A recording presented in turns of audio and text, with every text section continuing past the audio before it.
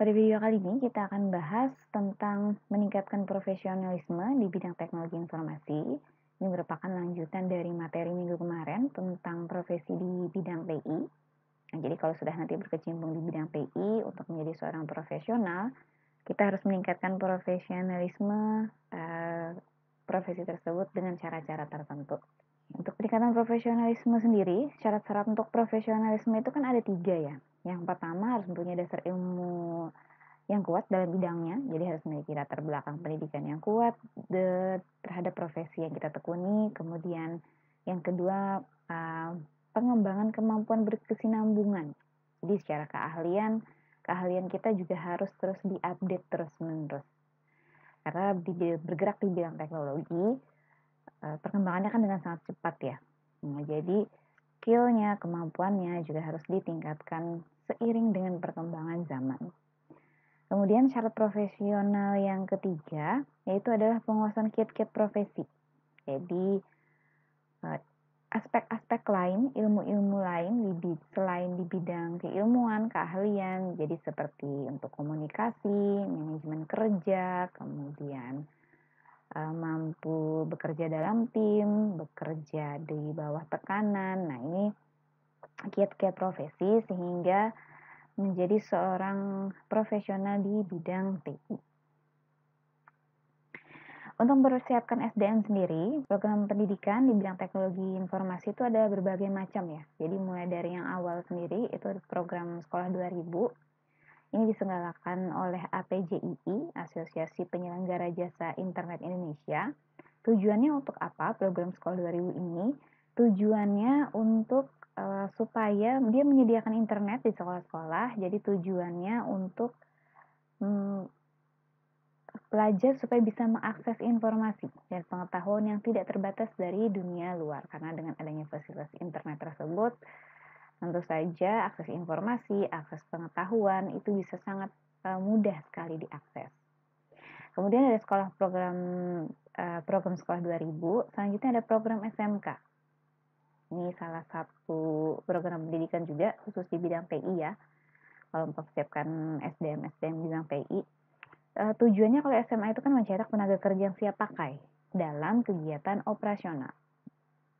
Jadi contohnya operator, technical support, help desk, dan lain-lain. Kalau secara KKNI, Kerangka Kualifikasi Nasional Indonesia, SMK itu ada di level 2 kalau tidak salah.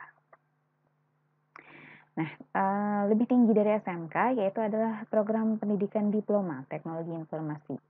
Nah, ini program diploma sendiri lebih tinggi jenjangnya. Tujuannya untuk menghasilkan tenaga kerja yang siap digunakan dan terampil di bidangnya.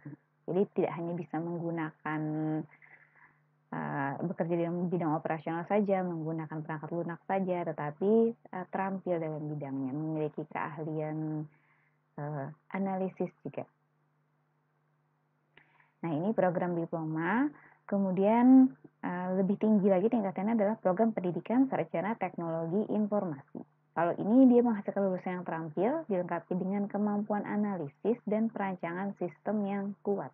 Jadi secara keilmuan, secara dasar teori mereka juga lebih kuat ya dibandingkan dengan yang diploma 3 atau diploma 2, 1 gitu. Jadi kalau secara KNI, diploma itu ada mulai dari 3 sampai 5. Diploma 3 sendiri kita ada berada di KKNI-nya level 5 ya. Kalau di S1 itu KKNI-nya level 6. Ini beberapa cara untuk mempersiapkan SDM yang terampil di bidang teknologi informasi. Jadi sudah dari tingkat pendidikan sekolah sampai pendidikan sarjana itu sudah disiapkan sesuai bidangnya yaitu teknologi informasi. Nah, untuk menjadi profesional sendiri, salah satunya adalah dengan sertifikasi. Jadi sertifikasi itu merupakan salah satu cara untuk meningkatkan standarisasi profesi. Manfaatnya apa sih kalau mengambil sertifikasi? Yang pertama, ikut berperan dalam menciptakan lingkungan kerja yang lebih profesional. Jadi karena sudah bersertifikasi, kemampuan kita itu kan sudah terstandar ya. Jadi ada standar-standar kompetensi yang kita harus ikuti, yang harus kita penuhi. Jadi kalau sudah terpenuhi, berarti bisa lulus untuk sertifikasi untuk bidang apa gitu. Yang kedua, pengakuan resmi pemerintah terhadap tingkat keahlian individu terhadap sebuah profesi. Jadi kalau sudah mempunyai bukti sertifikat ini kan keahlian kita itu sudah diakui secara nasional. Kemudian pengakuan organisasi profesi juga bisa baik pada tingkat regional maupun internasional. Jadi kalau misalkan mengambil sertifikasi internasional terutama ya oleh vendor itu diakui secara internasional maupun negara manapun, berarti sertifikat profesi kita itu berlaku. Yang keempat, membuka akses lapangan pekerjaan secara nasional, regional maupun internasional. Jadi dengan tersedianya tenaga-tenaga kerja yang terampil, ini kan akan semakin membuka akses lapangan kerja menjadi lebih luas ya. Tingkat persaingan pun menjadi lebih baik gitu. Yang kelima, memperoleh peningkatan karir dan pendapatan sesuai dengan perimbangan dengan pedoman skala yang diberlakukan. Jadi kadang ada beberapa karir itu mensyaratkan memiliki keahlian tertentu. Jadi misalkan harus bisa pemrograman bahasa Java, bahasa C, berbasis objek misalkan. Jadi setiap profesi, setiap pekerjaan itu memiliki kualifikasi masing-masing. Kemudian kalau ingin meningkatkan karirnya, kenaikan jabatan segala macam, juga biasanya ada diminta keahlian-keahlian tertentu, dan itu bisa dibuktikan dengan adanya sertifikasi pelatihan atau sertifikasi kompetensi. Ini model sertifikasi profesional terbagi menjadi tiga. Yang pertama dikembangkan oleh profesi. Nah, biasanya kan ada organisasi profesi TI ya. Jadi organisasi profesi ini kadang mereka membuka sertifikasi keahlian. Contohnya British Computer Society, BCS, Australian Computer Society, atau SIRCC yang organisasi profesinya profesi-profesi TI di Asia Tenggara, jadi Southeast Asian Regional Computer Confederation. Jadi beberapa organisasi profesi ini banyak juga yang membuka atau mengadakan sertifikasi keahlian atau sertifikasi kompetensi. Jadi macam-macam. Itu yang dikeluarkan oleh organisasi profesi. Kemudian ada juga yang dikeluarkan oleh komunitas profesi. Jadi misalkan Linux gitu. Organisasi komunitas profesinya Linux profesional. Jadi kadang juga mereka ada mengadakan kegiatan-kegiatan untuk sertifikasi keahlian. Ada SAGE juga, System Administration Guide. Kemudian ada CISA juga. CISA ini biasanya komunitas untuk IT auditing ya, untuk tata kelola gitu. Untuk sistem informasi auditing. Yang ketiga dikeluarkan oleh vendor. Maksudnya vendor-vendor yang bergerak di bidang perusahaan-perusahaan yang bergerak di bidang teknologi ya, baik software, hardware. Nah, itu mereka juga banyak mengeluarkan sertifikasi keahlian. Contohnya MCSE miliknya Microsoft, kemudian kalau Office Specialist juga. Kemudian kalau di bidang jaringan itu kan salah satu perusahaan yang terkenal itu ada Cisco ya. Jadi mereka juga mengadakan program untuk sertifikasi produknya mereka. Salah satu contohnya CCNA. Banyak lagi pelatihannya yang dikeluarkan oleh Cisco. Kemudian kalau database itu kan ada perusahaannya, ada Oracle. Oracle juga mereka menyediakan sertifikasi keahlian, contohnya OCHA. Nah, biasanya kalau skill yang dibutuhkan untuk memperoleh sertifikasi ini sangat spesifik ya. Jadi berdasarkan vendornya masing-masing. Jadi sangat berorientasi pada produk-produknya mereka. Jadi kalau di Microsoft berarti lebih spesifik ke bahasa pemrograman Microsoft seperti bahasa C, .NET gitu.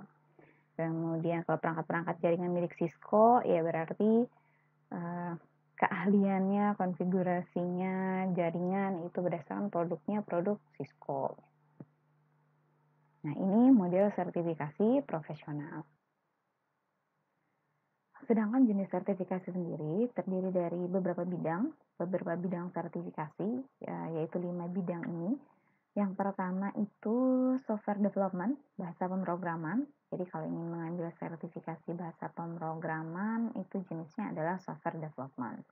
Beberapa contohnya yang terkenal itu kalau misalkan ingin mengambil sertifikasi bidang Android, ada Android developer. Kemudian kalau pemrograman Java bisa ambil yang internasional miliknya Sun Microsystem, yaitu Sun Certified Programmer. Ini untuk sertifikasi keahlian bahasa pemrograman Java. Kalau web, apalagi lebih banyak lagi ya. Web ada front end, ada back end, lembaga-lembaga yang mengadakan sertifikasi kompetensinya pun bermacam-macam. Dari Microsoft juga ada, yaitu Microsoft Certified System Developer, MCSD. Jadi ada banyak sekali sertifikasi keahlian di bidang software development. Yang kedua, bidang sertifikasinya adalah database development. Jadi berhubungan dengan database, ini juga cukup banyak. Biasanya diselenggarakan oleh vendor-vendor perusahaan-perusahaan database seperti Oracle, ada OCA, Oracle Certified Associated. Kemudian dari Microsoft ada Microsoft Certified Database. Kemudian kalau yang ingin mengembangkan di bidang SQL juga sangat banyak sekali untuk pengambilan sertifikasi database development. Jenis bidang sertifikasi yang ketiga itu adalah Office Application. Ini untuk aplikasi perkantoran, aplikasi produktivitas, administrasi. Salah satu cukup yang terkenal itu pasti miliknya Microsoft, yaitu adalah Office Specialist. Jadi Microsoft Certified Office Specialist ini untuk sertifikasi Microsoft Office. Jenis sertifikasi yang keempat yaitu adalah Computer Network, bidang jaringan. Ini juga biasanya diselenggarakan kalau sertifikat internasionalnya diselenggarakan oleh perusahaan-perusahaan yang bergerak di bidang jaringan seperti Cisco, seperti Mikrotik gitu. Kalau Cisco cukup terkenal ya. Ada beberapa jenis, contohnya CCNA Cisco Certified Network Associated. Ada yang mau dari yang dasarnya sampai nanti yang spesialis, yang pro, itu ada jenisnya bertingkat macam-macam. Kemudian kalau jaringan dari Mikrotik juga ada, dari Kompatia juga ada untuk sertifikasi jaringan. Jadi yang senang jaringan bisa ambil di bidang komputer network. Kemudian yang terakhir di sertifikasi bidang manajemen dan audit TI. Manajemen audit TI juga salah satu sertifikasi yang cukup banyak diminati ya, karena untuk pengadaan sistem informasi, teknologi informasi itu kan perlu manajemen. Jadi beberapa sertifikasinya yaitu Project Management Profesional. Dari TI ada CGIET, Certified in Governance of Enterprise IT. Nah, kemudian audit TI ini kan juga tata kelola IT itu kan frameworknya macam-macam ya. Ada COBIT, jadi sertifikasinya ambil sertifikat COBIT. Kemudian ada ITIL frameworknya, itu juga bisa sertifikasinya ngambil yang ITIL. Jadi banyak sekali untuk manajemen dan audit TI untuk sertifikasinya. Nah, ini 5 jenis sertifikasi yang ada secara umum sekarang. Nah, kalau secara lembaga juga banyak sekali ya yang mengadakan sertifikasi keahlian yang baik untuk di skala nasional maupun internasional. Kalau di skala nasional yang cukup lama itu LSP Telematika. Jadi dia kompetensinya bidang telekomunikasi, multimedia, dan informatika atau telematika disingkatnya. Ini pendirinya dari banyak bidang, mulai dari APJII, Mastel, Apkomindo, Aptikom gitu sampai Kadin. Nah, kalau mereka banyak sekali menyediakan kelas-kelas sertifikasi ya. Skemanya itu banyak gitu. Nah, secara jenis sertifikatnya, kalau di LSP mereka menyediakan 2, jadi Certificate of Competence, ada yang Certificate of Attainment. Kalau sertifikat competence, ini level kualifikasinya jenjang jabatan sesuai dengan KKNI, Kerangka Kualifikasi Nasional Indonesia, jadi secara berstandar nasional. Kemudian kalau Certificate of Attainment, ini adalah sertifikasi kompetensi. Nah, jenjang jabatannya berdasarkan kebutuhan pasar. Jadi kebutuhan industri. Di industri misalkan orang perlunya keahlian di bidang apa gitu. Nah, jadi itu Certificate of Attainment. Kedua jenis sertifikat ini itu disusun berdasarkan standar kerangka kualifikasi nasional Indonesia. Jadi secara umum kalau sertifikat yang mereka keluarkan itu sudah memenuhi KKNI ya. Ini skemanya, jadi banyak sekali kalau kalian lihat di website resminya mereka. Jadi mulai dari yang bidang operator, programming, teknik, network, sampai multimedia, mereka menyediakan banyak sekali skema-skemanya. Sertifikasi kompetensi yang lain, ini kalau ini dari miliknya pemerintah, dari Kominfo. Jadi dari Kominfo ini kan ada yang namanya DTS ya, Digital Scholarship namanya. DTLN itu kan banyak juga macam-macamnya. Nah, kalau yang vokasional, yang lulusan dari vokasi bisa ngambil FSGA ini. Beberapa dari kalian mungkin sudah ada pernah yang mengambil ikut sertifikasi kompetensi ini ya. Nah, ya, ini gratis dapat ilmu, dapat sertifikat gitu. Mereka biasanya mengadakan kerjasama dengan institusi-institusi pendidikan. Salah satu contohnya dengan Poliban, dengan kita. Jadi ada kelas FSGA di tempat kita. Dari lembaga yang lain ada dari Direktorat Jenderal Pendidikan Vokasi miliknya Kemendikbud RI. Jadi program sertifikasi kompetensi dan profesi untuk mahasiswa vokasi. Ini sangat tepat sekali untuk kalian karena ini biasanya kalau dari pemerintahan itu gratis ya, tidak mendaftar, tidak harus bayar gitu. Berbeda dengan kalau dari kayak LSP Telematika atau dari lembaga-lembaga pendidikan lain itu biasanya harus berbayar. Kalau di Poliban sendiri nama kita adalah SP Poliban. Ini LSPP1 juga sudah diakui oleh BNSP, sudah terdaftar. Kalau di LSP Poliban sendiri yang skemanya MI itu ada dua kalau tidak salah, yaitu junior web programmer sama supervisor pemrograman database. Nah, itu untuk MI sendiri ya. Untuk jurusan-jurusan lain ada banyak juga. Jadi dan paling tidak minimal nanti kalian sebelum lulus harus memiliki satu sertifikasi keahlian. Itu syarat kelulusan untuk kalian. Jadi harus diikuti dan disiapkan supaya lulus. Nah, kalau sekarang gampang lagi ya, kalau ikut-ikut sertifikasi profesi kan tidak harus datang ke lembaganya pendidikannya. Ada juga yang bisa dilakukan secara daring.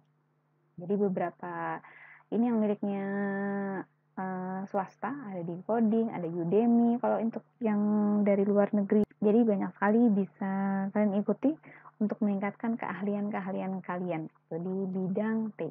Baik, sampai sini mengenai peningkatan profesionalisme di bidang TI. Jika ada pertanyaan nanti silahkan tanyakan di Classroom.